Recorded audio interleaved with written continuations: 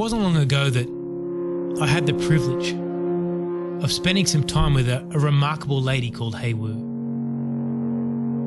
She's North Korean, 70 years old, and hands down one of the most energetic people I've ever met. But Hea Woo's life has been full of trauma.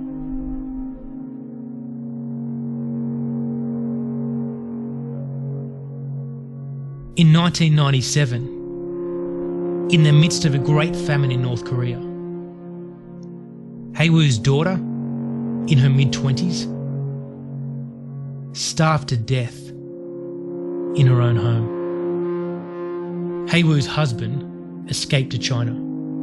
He found God.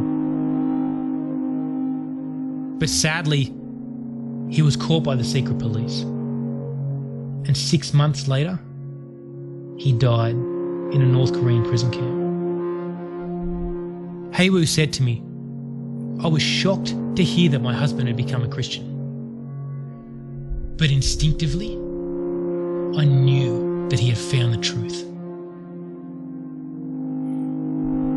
It wasn't too long after this that Hea Woo herself escaped to China. And like her husband, through a series of events, became a Christian. Hea Woo was caught by the secret police. She was repatriated to North Korea and placed into a prison camp.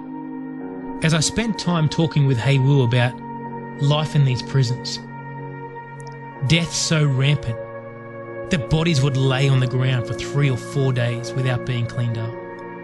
Stories of mental and physical abuse that would make you sick to the pit of your stomach. I couldn't help but wonder, what is it about people like Hea Woo that makes them risk everything for the privilege of being in a relationship with Jesus? But more than that, what would I risk for the same privilege? You see, in the middle of one of the darkest places on earth,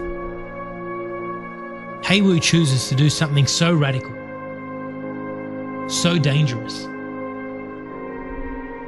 and so Christ-like. She said to me that in the middle of this prison, God gave her a heart to evangelize, to tell my fellow prisoners about Jesus. And so right here in the middle of a North Korean labor camp, a secret fellowship, a secret church begins. You know, I was recently asked one of those questions that stays with you for weeks, one of those questions that kind of reverberates around your mind and captures your every thought. You see, someone asked me, if Jesus Christ walked the earth today, would you follow him? You see, Jesus Christ was radical. The way he spoke, the way he taught, every single thing he did was radical, but absolutely incredible. You know, this idea of this smiling, happy Jesus that kind of, he gives you everything, but calls you to nothing, it just doesn't sit right. It's stories like Hea Woo and other people who are regularly persecuted for their faith that brings a perspective unlike anything else.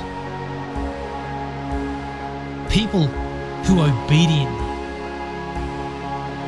selflessly, and courageously follow Jesus.